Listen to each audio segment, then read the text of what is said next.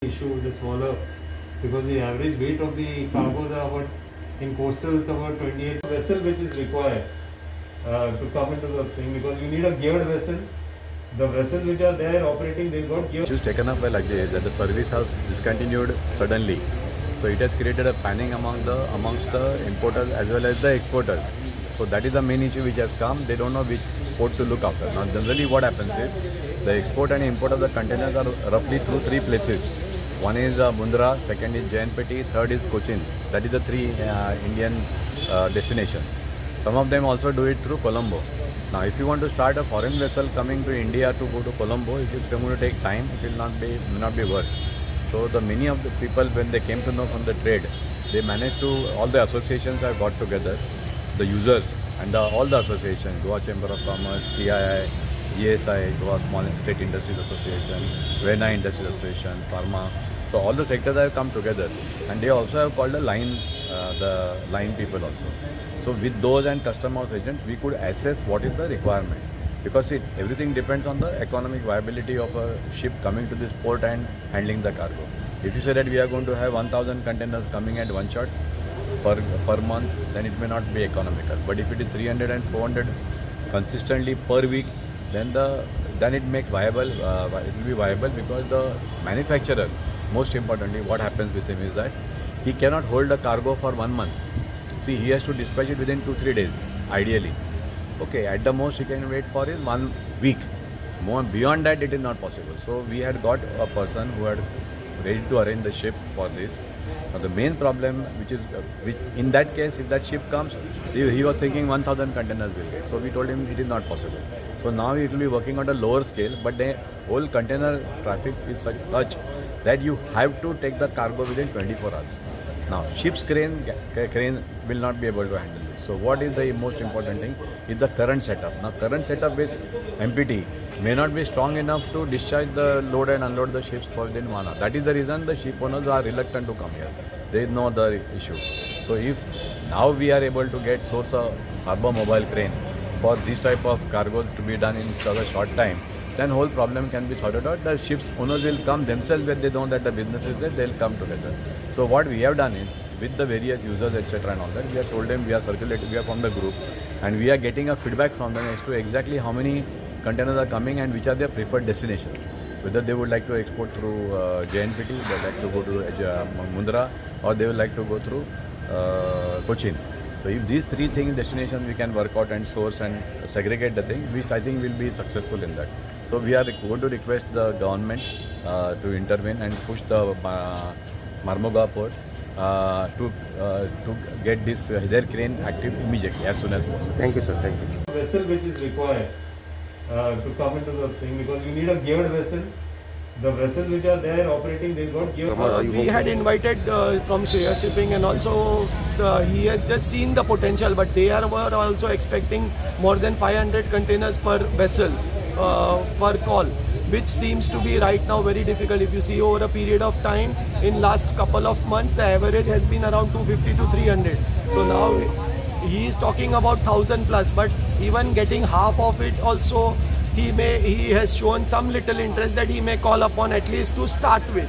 But now it is up to us as our Goan industry also to utilize. Emotionally, I would really like and plead all our Goan exporters.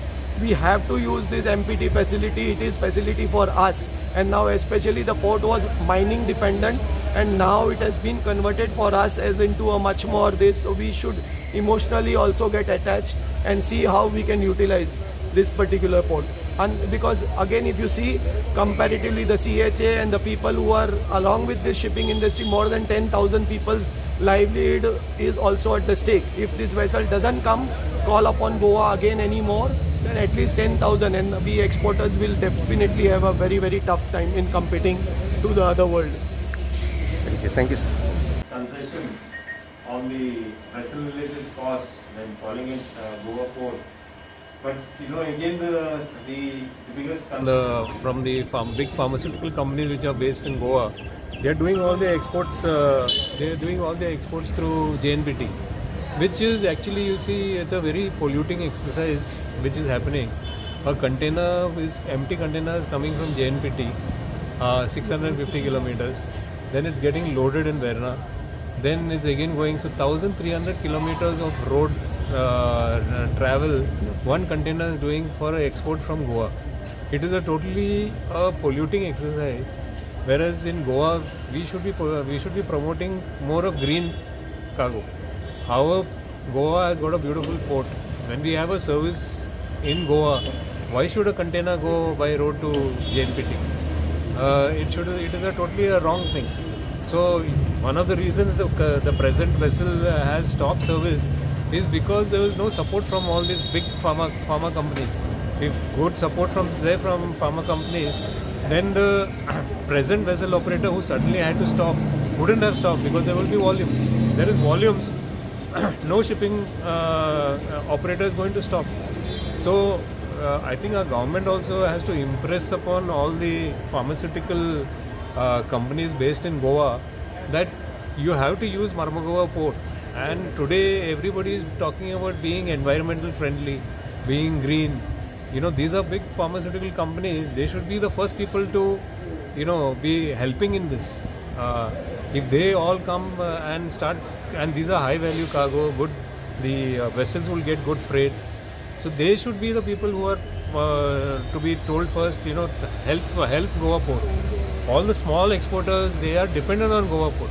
But the big pharmaceutical companies, today we bought a possible feeder operator who is already operating in the coast, and they are quite willing to bring a vessel to Goa. But what happens is now most of the ports along the coast of India have got their own infrastructure. They have cranes. So the vessels which are being operated now don't have cranes, or even if they have a crane, they don't use those cranes.